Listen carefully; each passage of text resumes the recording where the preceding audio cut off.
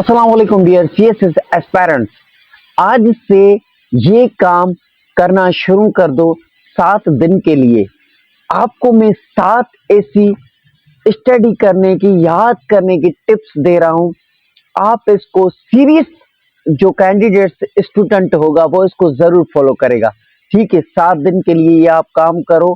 एक बुक उठाओ, उसको याद करो। ठीक है, तो याद करने की और मेमोराइज करने की, याद करने की और स्टडी करने की 7 टिप्स में इस वीडियो लेक्चर में आपके साथ शेयर कर रहा हूं। ठीक है, सबसे पहले ये बहुत ही इफेक्टिव टेक्निक्स हैं। आप गौर करना, सीरियस स्टूडेंट जरूर गौर करेगा और कमेंट भी करेगा, लाइक भी करेगा। सबसे पहली टिप, अंडरस्टैंडिंग फर्स्ट। सबसे पहले आप किसी भी टॉपिक को पढ़ते हो, आप उसको सही तरीके से समझ लेते हो। समझने के बाद याद करना बहुत आसान होता है। ठीक है, नंबर 1 टिप ये थी, आपको समझना चाहिए, अंडरस्टैंडिंग फर्स्ट। दूसरी टिप, दूसरे नंबर पर टिप है, ब्रेक इट डाउन। हिस्सा हिस्सा करो हर टॉपिक का। एक टॉपिक उठाओ, उसके छोटे छोटे हिस्से करो, छोटे छोटे पार्ट्स में उनको डिवाइड करो। हर टॉपिक को अलग अलग करके डिवाइड करके उसको पढ़ो। ठीक है, तो ब्रेक इट डाउन, पहले समझो फिर उस टॉपिक को छोटा छोटा करके पढ़ो। तीसरी tips, number 3 tip, right and revise. लिखो और दोहराओ। अगर आप लिखते हो तो लिखने से क्या होता है ना, कि आपकी जो मेमोराइज करने वाली पावर होती है वो आपकी जाहिर होती है।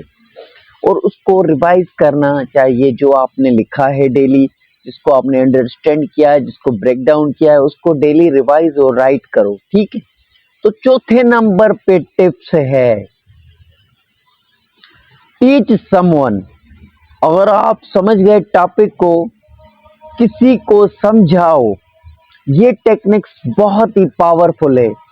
आप टॉपिक को पढ़ो, उसके बाद दूसरों को समझाओ, दूसरे किसी एक को समझाओ।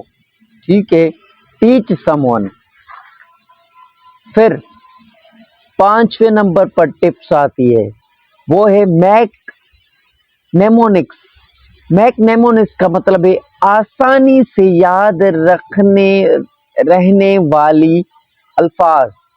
ठीक है, आप अपनी तरफ से मुश्किल पॉइंट्स को छोटा करके उनका फार्मूला बना के, फनी सेंटेंस बना के उनको याद करने की कोशिश करो, मुश्किल पॉइंट्स को।